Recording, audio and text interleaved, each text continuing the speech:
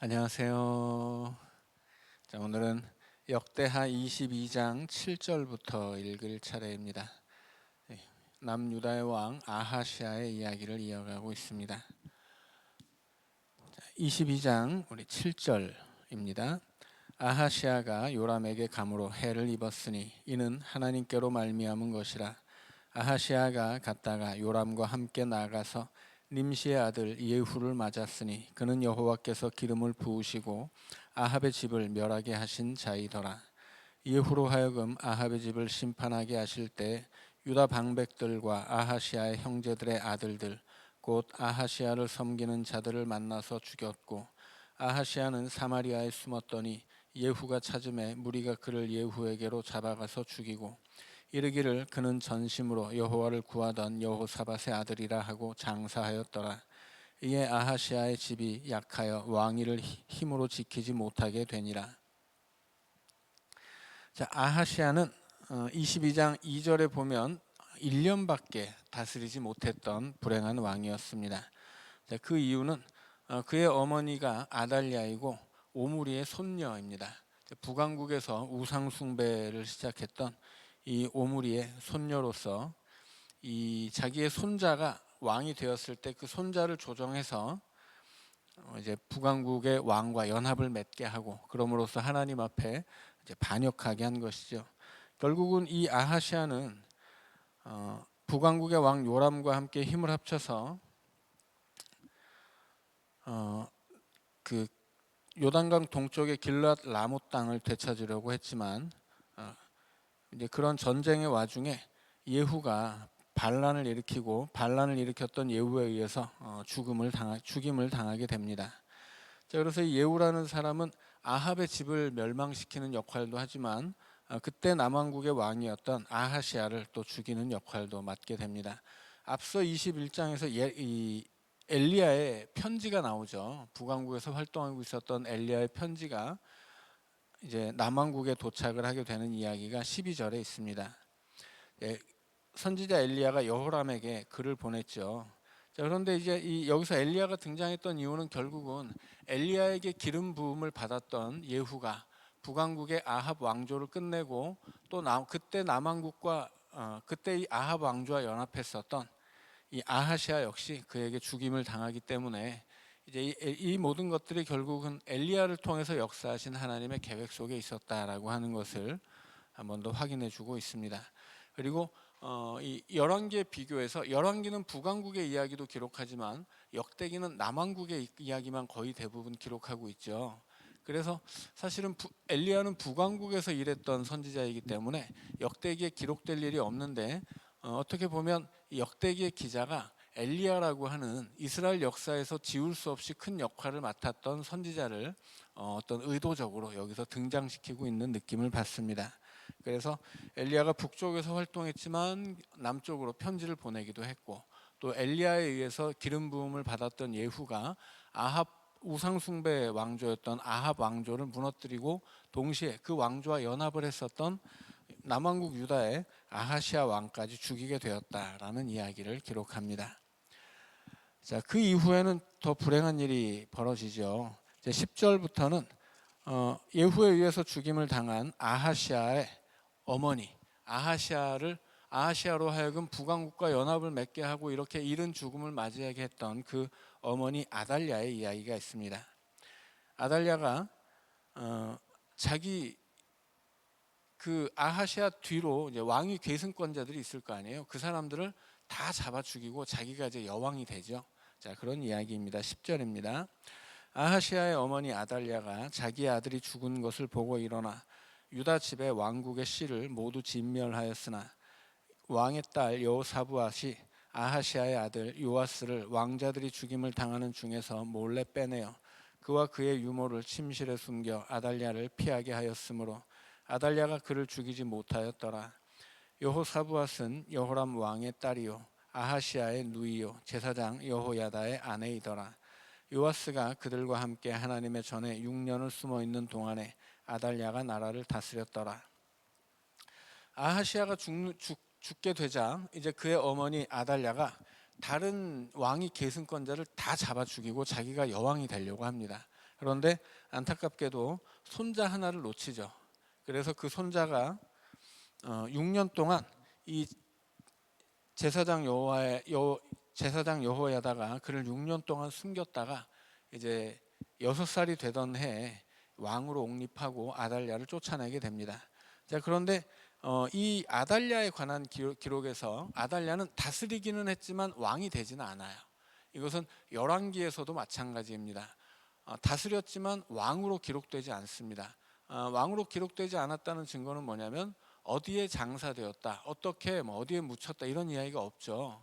그러니까 이스라엘 왕국에서는 왕이 죽으면 설사 굉장히 아주 좋지 않은 평가를 받은 왕이라도 이 왕이 어디에 묻혔다, 혹은 왕의 왕실의 묘실에는 묻히지 못했다 이렇게까지 기록을 하죠. 근데 아달랴에 대해서는 그런 것이 없어요. 그냥 아달랴는 나중에 통치권을 가졌지만 나중에 정당한 계승권을 가진 왕에 의해서, 그를 지지하는 군사에 의해서 죽임을 당하고 끝이죠. 무슨 얘기냐면 아달랴는 실제로 6년이나 이스라엘을 다스렸지만 왕으로 인정받지 못했다 하는 거예요. 그 이유는 뭐냐면 그는 다윗의 자손이 아니기 때문입니다. 아달랴는 북왕국 오므리의 손녀죠. 그러니까 이 사람은 다윗의 자손이 아니에요. 그래서 다윗의 자손이 아니기 때문에 열왕기에서도 역대기에서도 이스라엘을 통치했지만 왕으로 기록되지 못해요. 정당한 왕권 계승자가 아니고 이 사람은 그냥 그 통치권을 빼앗은 반란자에 불과하다라고 하는 거죠. 자, 그래서 이스라엘 역사에서 왕에게 있어서 중요한 것은 정당한 왕위 계승권이 중요합니다. 자, 23장입니다. 제7년에 여호야다가 용기를 내어 백부장 곧 여로함의 아들 아사랴와 여호하난의 아들 이스마엘과 오벳의 아들 아사랴와 아다야의 아들 마아세야와 시그리의 아들 엘리사밧 등과 더불어 언약을 세우매 그들이 유다를 두루 다니며 유다 모든 고을에서 레위 사람들과 이스라엘 족장들을 모아 예루살렘에 이른지라. 온 회중이 하나님의 전에서 왕과 언약을 세우매 여호야다가 무리에게 이르되 여호와께서 다윗의 자손에게 대하여 말씀하신 대로 왕자가 즉위하여야 할지니 이제 너희는 이와 같이 행하라. 너희 제사장들과 레위 사람들 곧 안식일에 당번인 자들의 3분의 1은 문을 지키고 3분의 1은 왕궁에 있고 3분의 1은 기초문에 있고 백성들은 여호와의 전 뜰에 있을지라. 제사장들과 수종드는 레위 사람들은 거룩한즉 여호와의 전에 들어오려니와 그 외에 다른 사람은 들어오지 못할 것이니 모든 백성은 여호와께 지켜야 할 바를 지킬지며 레위 사람들은 각각 손에 무기를 잡고 왕을 호위하며 다른 사람이 성전에 들어오거든 죽이고 왕이 출입할 때에 경호할지니라 하니. 자, 이제 이 아하시아의 아들 요아스죠.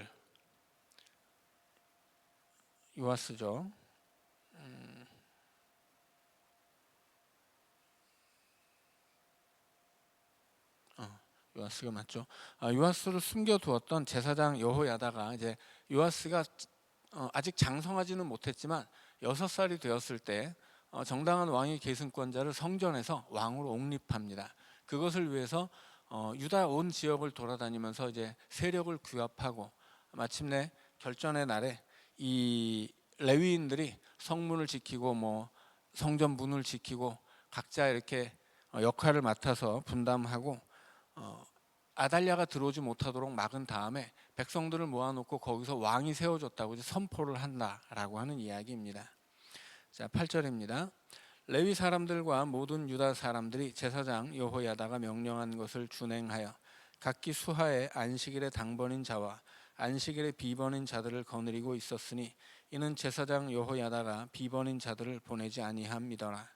제사장 여호야다가 하나님의 전 안에 있는 다윗 왕의 창과 큰 방패와 작은 방패를 백부장들에게 주고 또 백성들에게 각각 손에 무기를 잡고 왕을 호위하되 성전 오른쪽에서부터 성전 왼쪽까지 제단과 성전 곁에 서게 하고 무리가 왕자를 인도해 내어 면류관을 씌우며 율법책을 주고 세워 왕으로 삼을세 여호야다와 그의 아들들이 그에게 기름을 붓고 이르기를 왕이여 만세수를 누리소서 하니라. 자, 아하시아의 어머니였던 아달랴는 그냥 통치권을 빼앗았을 뿐이죠. 왕권 계승자들을 다 죽이고 자기가 여왕 노릇을 했어요. 그러나 정당한 과정이 아니었고, 그때 살아남았던 요아스를 여호야다라는 이 대제사장이 이제 레위 지파를 규합하고 여러 이 지지하는 신하들을 모아서 성전에서 기름을 붓고 정당한 계승식을 거행하는 거죠. 그 계승식을 거쳐서 이제 이 요아스는 왕으로 등극하게 됩니다. 자, 12절입니다. 아달랴가 백성들이 뛰며 왕을 찬송하는 소리를 듣고 여호와의 전에 들어가서 백성에게 이르러 봄에 왕이 성전문 기둥 곁에 섰고 지휘관들과 나팔수들이 왕의 곁에 모셔 서 있으며 그 땅의 모든 백성들이 즐거워하여 나팔을 불며 노래하는 자들은 주악하며 찬송을 인도하는지라. 이에 아달랴가 그의 옷을 찢으며 외치되 반역이로다 반역이로다 하매 제사장 여호야다가 군대를 거느린 백부장들을 불러내어 이르되 반열 밖으로 몰아내라. 그를 따르는 자는 칼로 죽이라 하니 제사장의 이 말은 여호와의 전에서는 그를 죽이지 말라 함이라. 이에 무리가 그에게 길을 열어주고 그가 왕궁 말문 어귀에 이를 때에 거기서 죽였더라. 자, 아달랴가 이제 반역이라고 소리쳐봐야 소용이 없죠. 이제 백성들의 민심이 돌아섰고 아마도 그 다스렸던 6년 동안 얼마나 이 백성들을 착취하고 나라를 망가뜨렸는지 아마도 백성들의 지지를 받지 못했던 것 같습니다. 자, 그래서 결국 이제 이 아달랴는 죽음에 이르게 되는데, 아달랴를 죽일 때 성전 밖으로 데려가서 죽였다라고 하죠. 그것은 성전에서는 피를 흘리면 안 되기 때문이죠. 성전의 거룩함이 지켜져야 하고 피가 흐르게 되면 성전은 부정하게 되기 때문에 이제 성전 밖으로 끌고 가서 말하자면 이 과정들은 요아스라는 왕이 왕으로 세워질 때 율법에 적법한 절차를 다 지켰다, 그런 이야기를 하고 싶은 것입니다. 자, 16절입니다. 여호야다가 자기와 모든 백성과 왕 사이에 언약을 세워 여호와의 백성이 되리라 한지라. 온 국민이 바알의 신당으로 가서 그 신당을 부수고 그의 제단들과 형상들을 깨뜨리고 그 제단 앞에서 바알의 제사장 맏단을 죽이니라. 여호야다가 여호와의 전에 직원들을 세워 레위 제사장의 수하에 맡기니 이들은 다윗이 전에 그들의 반열을 나누어서 여호와의 전에서 모세의 율법에 기록된 대로 여호와께 번제를 드리며 다윗이 정한 규례대로 즐거이 부르고 노래하게 하였던 자들이더라. 또 문지기를 여호와의 전 여러 문에 두어 무슨 일에든지 부정한 모든 자는 들어오지 못하게 하고 백부장들과 존귀한 자들과 백성의 방백들과 그 땅의 모든 백성을 거느리고 왕을 인도하여 여호와의 전에서 내려와 윗문으로부터 왕궁에 이르러 왕을 나라 보좌에 앉히매 그 땅의 모든 백성이 즐거워하고 성중이 평온하더라. 아달랴를 무리가 칼로 죽였었더라. 요아스라는 왕이 세워지면서 이제 그 이전 아달랴가 세웠던 모든 바알의 신전은 무너지고 아달랴가 세웠던 바알의 제사장도 죽임을 당하게 되죠. 그래서 이 요아스라는 왕이 세워지는 것과 동시에 이스라엘 안에 세워졌던 남유다 안에 세워졌던 우상의 신당들이 무너졌다는 이야기입니다. 자, 24장입니다. 요아스가 왕위에 오를 때 나이가 7세라. 예루살렘에서 40년 동안 다스리니라. 그의 어머니의 이름은 시비아요 브엘세바 사람이더라. 제사장 여호야다가 세상에 사는 모든 날에 요아스가 여호와 보시기에 정직하게 행하였으며 여호야다가 그를 두 아내에게 장가들게 하였더니 자녀를 낳았더라. 그 후에 요아스가 여호와의 전을 보수할 뜻을 두고 제사장들과 레위 사람들을 모으고 그들에게 이르되 너희는 유다 여러 성읍에 가서 모든 이스라엘에게 해마다 너희의 하나님의 전을 수리할 돈을 거두되 그 일을 빨리 하라 하였으나 레위 사람이 빨리 하지 아니한지라. 왕이 대제사장 여호야다를 불러 이르되 네가 어찌하여 레위 사람들을 시켜서 여호와의 종 모세와 이스라엘의 회중이 성막을 위하여 정한 세를 유다와 예루살렘에서 거두게 하지 아니하였느냐 하니 이는 그 악한 여인 아달랴의 아들들이 하나님의 전을 파괴하고 또 여호와의 전의 모든 성물들을 바알들을 위하여 사용하였음이었더라. 자, 요아스가 왕이 된 후에 이제 이 성전을 보수하죠. 왜냐하면 그 이전 아달랴 시대에 성전을 부수고 그 성전에 사용하던 기구들을 다 바알 신을 섬기는 데 사용했기 때문이라고 합니다. 그런데 안타까운 것은 24장 앞에서 이 요아스라는 왕이 제사장 여호야다가 사는 날 동안에는 여호와 보시기에 정직하게 행하였다라고 말하는 구절이에요. 이 자기를 왕으로 세워준 여호야다라는 대제사장이 죽은 다음에는 변했다는 뜻이죠. 자, 그러나 여호야다가 살아있는 동안에는 좋은 일들을 많이 합니다. 자, 8절입니다. 이에 왕이 말하여 한 궤를 만들어 여호와의 전 문 밖에 두게 하고 유다와 예루살렘에 공포하여 하나님의 종 모세가 광야에서 이스라엘에게 정한 세를 여호와께 드리라 하였더니 모든 방백들과 백성들이 기뻐하여 마치기까지 돈을 가져다가 궤에 던지니라. 레위 사람들이 언제든지 궤를 메고 왕의 관리에게 가지고 가서 돈이 많은 것을 보이면 왕의 서기관과 대제사장에게 속한 관원이 와서 그 궤를 쏟고 다시 그곳에 가져다 두었더라. 때때로 이렇게 하여 돈을 많이 거두매 왕과 여호야다가 그 돈을 여호와의 전 감독자에게 주어 석수와 목수를 고용하여 여호와의 전을 보수하며 또 철공과 노쇠공을 고용하여 여호와의 전을 수리하게 하였더니 기술자들이 맡아서 수리하는 공사가 점점 진척되므로 하나님의 전을 이전 모양대로 견고하게 하니라.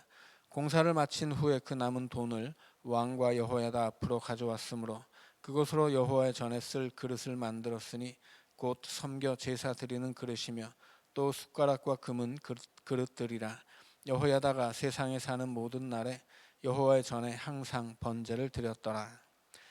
자, 이제 성전이 정상화되고 이제 여호야다라는 제사장, 훌륭한 제사장이 사는 날 동안에는 성전도 제 역할을 하고 있었다라는 이야기입니다.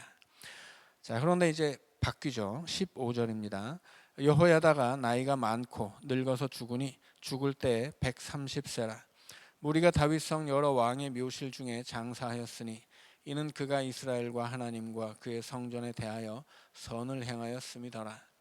여호야다가 죽은 후에 유다 백성들이 와서 왕에게 절하매 왕이 그들의 말을 듣고 그의 조상들의 하나님 여호와의 전을 버리고 아세라 목상과 우상을 섬겼으므로 그 죄로 말미암아 진노가 유다와 예루살렘에 임하니라. 그러나 여호와께서 그들에게 선지자를 보내사 다시 여호와에게로 돌아오게 하려 하심에 선지자들이 그들에게 경고하였으나 듣지 아니하니라. 이제 여호야다라는 대제사장이 죽자 유다의 방백들, 이제 요아스라는 왕의 신하들이죠. 신하들이 와서 왕에게 절했다라고 하는 거야. 그리고 왕이 그들의 말을 들었다고 하죠. 무슨 말이었을까요? 실제로 요아스는 왕이었지만 왕권을 온전히 행사하는 왕은 아니었습니다. 왜냐하면 지금 이 그를 왕으로 세웠던 여호야다라는 대제사장이 그의 후견인이 되었었죠. 그는 6살까지 숨어 살다가 7살에 왕이 됐어요. 아직은 너무 어렸죠. 그래서 너무 어린 왕을 이 여호야다라는 대제사장이 섭정을 했던 거예요. 그래서 아직은 너무 어렸기 때문에 여호야다의 그늘 안에서 그를 지지하고 왕으로 세워주었던 군사들의 힘을 이제 힘입을 수 있었고, 왕이긴 했지만 아직은 너무 어리기 때문에 여호야다가 이런저런 일들을 많이 시켰겠죠. 자, 그런데 이제 여호야다가 죽게 된 거예요. 그리고 요아스는 나이가 들었습니다. 왕으로서도 이제 짬밥이 생긴 거죠. 그러니까는 좀 욕심도 나겠죠. 이제까지 왕이지만 왕의 역할을 충실히 하지 못했고 왕이지만 큰 권력은 없었던 요아스가 실제 권력자였던 여호야다가 죽음으로 해서 이제는 왕권을 휘두르게 된 거예요. 그런데 왕권을 휘두르면서 제일 먼저 하는 일이 뭐예요? 여호와의 전을 버리는 거예요. 왜냐하면 그 전에 여호야다라고 하는 대제사장의 그의 권력이 추구하던 건 뭐예요? 성전의 온전함이에요. 그래서 여호야다가 가지고 있었던 권력을 회수하고 자기가 권력을 휘두르면서 이전에 그렇게 자기 위에 서 있었던 여호야다를 이제 배반하는 거죠. 그리고 그가 추구했었던 그 정책의 방향들, 신앙을 바로 세우고 하나님을 잘 섬기기로 했던 이 국가를 운영하는 어떤 정책 기조를 뒤집어 버린 거예요. 그래서 다시 우상을 섬기게 되는 거죠. 그것은 여호야다로부터 독립하고 싶었던 요아스의 마음이었던 것 같습니다. 그래서 하나님은 그에게 선지자들을 보내서 경고하지만 듣지 않죠. 20절입니다.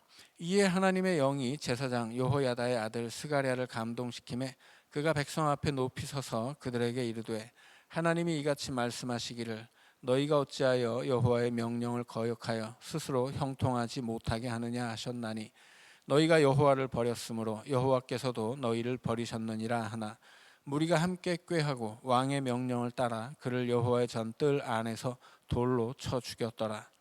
요아스 왕이 이와 같이 스가랴의 아버지 여호야다가 베푼 은혜를 기억하지 아니하고 그의 아들을 죽이니 그가 죽을 때에 이르되 여호와는 감찰하시고 신원하여 주옵소서 하니라. 여호야다의 아들이면 사실은 이 요아스 왕의 형 같은 존재였을 거예요. 왜냐면 여호야다가 그 요아스가 태어나자마자 이렇게 성전에서 숨겨주고 기를 때 이미 이 여호야다의 아들이었던 스가랴는 나이가 좀 더 있었겠죠. 자, 그런데 요아스에게 그렇게 큰 은혜를 입었음에도 불구하고 그의 아들을 성전 뜰에서 이제 쳐 죽였다고 하죠. 이제 이 요아스라는 왕이 그렇게 악한 길로 걷게 된 것입니다. 자, 23절입니다. 1주년 말에 아람 군대가 요아스를 치려고 올라와서 유다와 예루살렘에 이르러 백성 중에서 모든 방백들을 다 죽이고 노력한 물건을 다메섹 왕에게로 보내니라.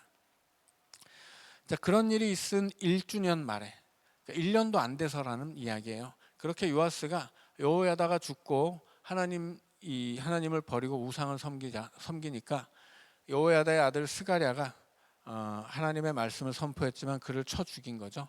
그런 일들이 있은 다음에 1년도 안 돼서 아람의 군대가 쳐들어옵니다. 그리고 백성 중에서 모든 방백을 다 죽이죠. 이 방백들이 누구예요? 여호야다가 죽었을 때 17절에서 왕에게 절했던 방백들.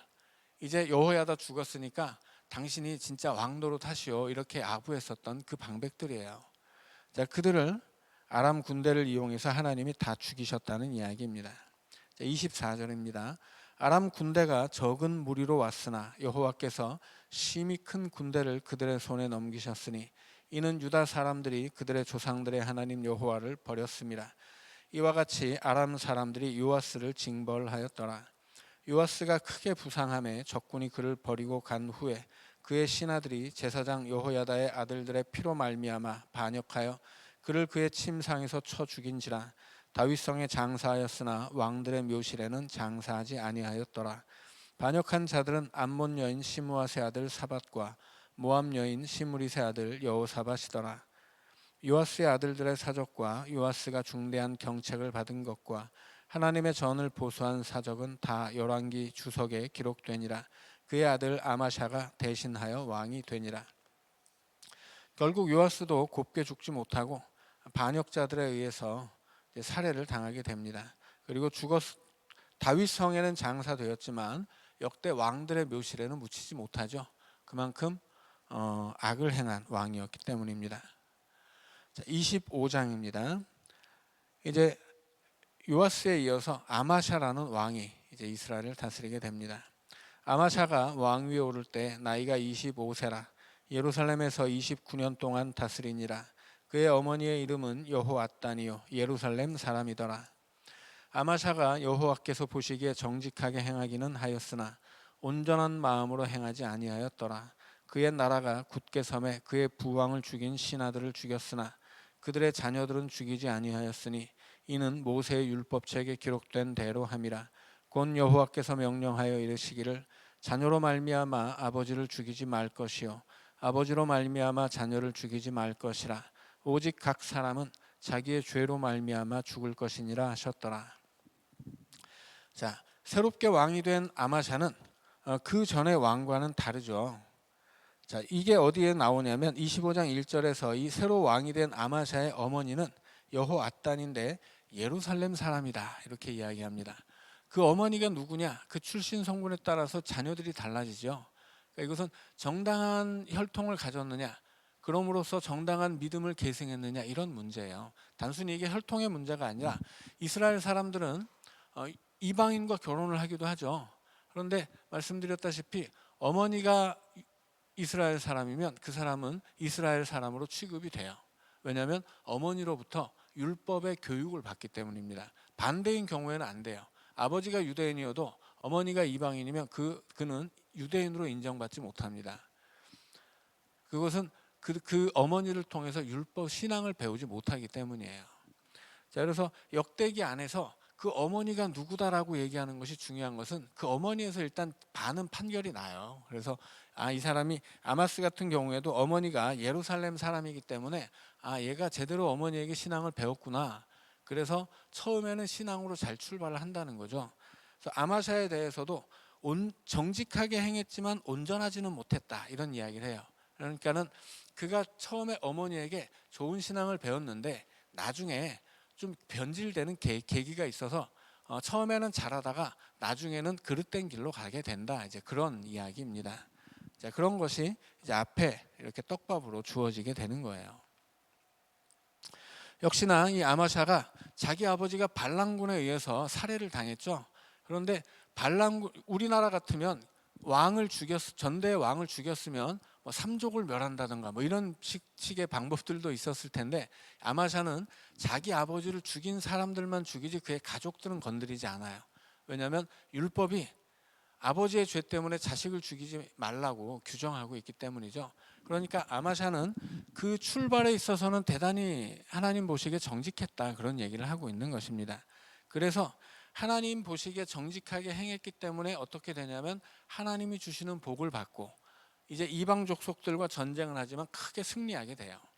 자, 그 이야기가 이제 5절부터입니다. 5절입니다. 아마샤가 유다 사람들을 모으고 그 여러 족속을 따라 천부장들과 백부장들을 세우되 유다와 베냐민을 함께 그리하고 20세 이상으로 계수하여 창과 방패를 잡고 능히 전장에 나갈 만한 자 30만 명을 얻고 또 은 100달란트로 이스라엘 나라에서 큰 용사 10만 명을 고용하였더니 어떤 하나님의 사람이 아마샤에게 나와서 이르되 왕이여 이스라엘 군대를 왕과 함께 가게 하지 마옵소서. 여호와께서는 이스라엘 곧 온 에브라임 자손과 함께 하지 아니하시나니 왕이 만일 가시거든 힘써 싸우소서. 하나님이 왕을 적군 앞에 엎드러지게 하시리이다. 하나님은 능히 돕기도 하시고 능히 패하기도 하시나이다 하니 아마샤가 하나님의 사람에게 이르되 내가 100달란트를 이스라엘 군대에게 주었으니 어찌할까. 하나님의 사람이 말하되 여호와께서 능히 이보다 많은 것을 왕에게 주실 수 있나이다 하니라. 아마샤가 이에 에브라임에서 자기에게 온 군대를 나누어 그들의 고향으로 돌아가게 하였더니 그 무리가 유다 사람에게 심히 노하여 분연히 고향으로 돌아갔더라. 자, 아마샤라는 왕이 이제 이 에돔과 전쟁을 벌여야 되는데 군대가 5절에 보니까 30만 명밖에 없어요. 그 전에 막 116만까지도 이스라엘의 군대가 늘어났었죠. 그때는 하나님 앞에 정말 정직하게 행했던 왕이었기 때문이에요. 그런데 이제는 이스라엘이 점점 그 왕들이 범죄함으로 말미암아 세력이 줄어드는 거죠. 그래서 이제 결국은 아마샤 때는 30만 명밖에 없어요. 그래서 생각해낸 게 뭐냐면 돈으로 용병을 사는 거죠. 그래서 북왕국에 100달란트를 주고 10만 명을 고용합니다. 그런데 이 북왕국과 연합하는 것은 항상 하나님이 싫어하는 일이죠. 왜냐하면 그들은 우상 숭배를 행하고 있기 때문이에요. 그래서 선지자가 이 아마샤에게 걔네들 다 돌려보내라. 너 그러다가 전쟁에서 죽는다. 이런 이야기를 하죠. 그러니까 아마샤가 뭐라고 하냐면 야, 내가 100달란트나 들여서 사람을 샀는데 이거 어떻게 해야 돼? 그러니까 선지자가 하나님이 100달란트보다 너에게 더 큰 거 주실 거야. 걱정하지 마. 이런 이야기를 하는 거죠. 그래서 아마샤는 100달란트나 되는 어마어마한 돈을 들여서 용병을 고용하고 전쟁 준비를 했지만 하나님의 도우심을 얻기 위해서 이 10만 명의 100달란트나 들여서 산 10만 명의 군대를 돌려보내요. 그래서 승리를 얻게 되죠. 자, 11절입니다. 아마샤가 담력을 내어 그의 백성을 거느리고 소금 골짜기에 이르러 세일 자손 10,000명을 죽이고 유다 자손이 또 10,000명을 사로잡아 가지고 바위 꼭대기에 올라가서 거기서 밀쳐 내려뜨려서 그들의 온 몸이 부서지게 하였더라. 아마샤가 자기와 함께 전장에 나가지 못하게 하고 돌려보낸 군사들이 사마리아에서부터 베토론까지 유다 성읍들을 약탈하고 사람 3,000명을 죽이고 물건을 많이 노략하였더라. 자, 이 100달란트나 주고 빌려왔던 용병들이 돌아가면서 패약질을 해요. 3천 명이나 되는 백성들이 죽게 되죠.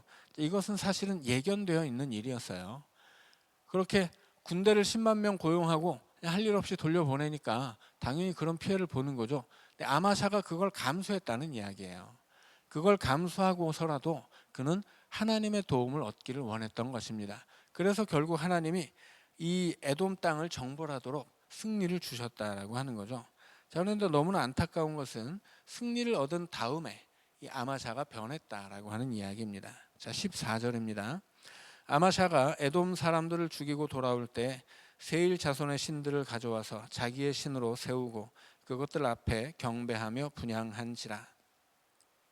아마샤가 에돔 지역을 정벌했어요. 에돔 지역은 북다라는 뜻이죠. 에서의 자손들이잖아요. 에서가 피부가 붉어서 이 붉은 피부라는 피부였기 때문에 북다라는 뜻으로 에서라고 짓고 그의 자손들도 에돔이라는 족속을 이 이름을 얻게 돼요. 그리고 그들은 에돔에서 사는데 이 에돔 땅은 구리가 많은 땅이에요. 그래서 이렇게 그런 자원을 발굴하는 이렇게 그런 무슨 산업이라고 하죠? 뭐 이렇게 철광석을 캐는 이제 그런 사업이 발전한 동네가 이 에돔 지역이에요. 에돔 지역엔 두 가지 장점이 있는데 그렇게 풍부한 구리를 포함한 이 자원이 풍부한 땅이기도 하고 그 옆으로 왕의 대로가 지나가기 때문에 무역을 할 수 있는 땅이기도 했어요. 에돔 땅이라는 것은 그래서 이스라엘에게는 굉장히 중요한 땅인 거죠. 그 땅을 차지할 수만 있으면 큰 부를 얻을 수 있는 거예요. 그 땅의 철광석들 그리고 이제 무역로를 얻을 수 있는 거죠. 자, 그런데 이 아마샤가 실수한 것은 뭐예요? 에돔을 쳐서 정벌한 다음에 에돔의 신을 섬긴 거예요. 왜 에돔의 신을 섬겼을까요? 그 시대에는 신이 이 민족마다 신이 있잖아요. 근데 이 신이 그 시대 사람들의 이 생각은 어떤 거였냐면 예를 들어서 가나안 땅에는 어떤 신이 다스리는 거예요? 이스라엘의 하나님이 다스리는 거예요. 근데 에돔 땅은 에돔 그 땅의 신이 또 따로 있다고 믿은 거죠. 그래서 그 신들이 그들이 다스리는 땅에 지방령처럼 붙잡혀 있다고 생각을 하는 거예요.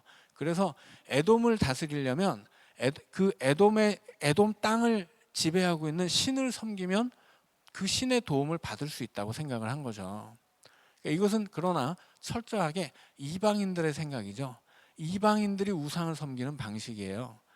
그런데 아마샤가 하나님이 형통하게 하셔서 에돔 땅을 정벌하게 하시고 승리를 주셨는데 에돔 땅을 다스리기 위해서 그리고 특별히 에돔 땅을 다스리려면 그 땅에 살고 있는 백성들을 지배해야 되잖아요. 근데 그 땅의 백성들은 에돔의 신을 섬기거든요.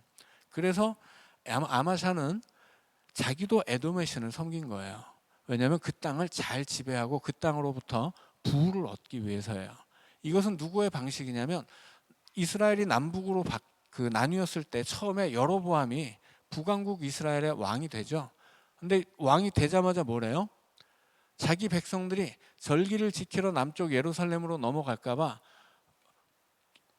자기 나라의 북쪽과 남쪽 끝에다가 성전을 세우고 거기다 황금 송아지를 세운 다음에 이게 하나님이니까 우리가 여기서 하나님을 섬기자 이렇게 우상 숭배를 시작했거든요. 그게 뭐냐면 이 자기가 다스리는 나라에서 그 나라의 이 확고한 정치적 기반을 얻으려고 그 정치적 이익을 위해서 우상 숭배를 시작한 거예요. 아마샤도 똑같은 거죠. 에돔이라는 땅을 가지게 되었는데 그 땅을 잘 통치하기 위해서 그 땅의 신을 섬겼다라고 하는 거예요. 자, 결국은 하나님이 주신 승리이지만 그 승리를 통해 그는 하나님을 버리고 더 큰 이익을 얻기 위해서 에돔의 신을 섬기게 된 것입니다. 자, 15절입니다. 자, 여기까지 읽고 우리 3분 쉬었다가 15절부터 또 읽어가도록 하겠습니다.